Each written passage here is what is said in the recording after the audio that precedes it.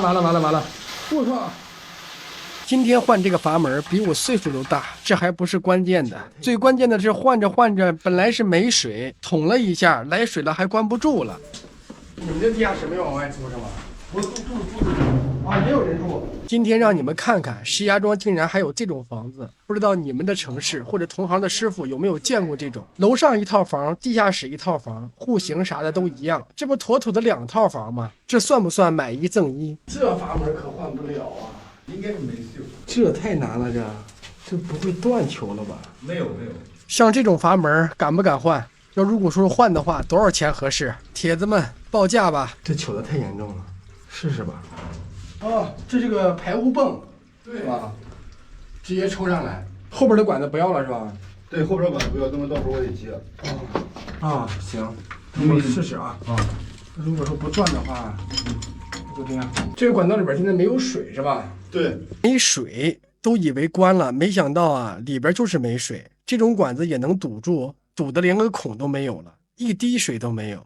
其实我已经捅了半天了，但是就是没有水。现在里边没水，我靠，这不对劲啊！有吗？我让客户去邻居家看了看，他说有。有？那咱这怎么没有啊？有。那你要这么说的话，我砸了。那肯定是有水，以前也有了。那我通到这儿了都。他那估计是彻底堵了，应该是。那我砸一下试试啊。砸吧，没事。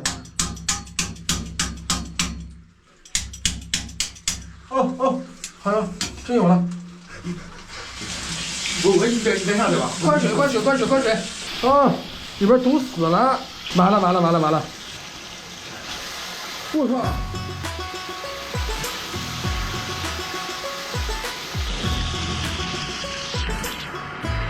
哎呀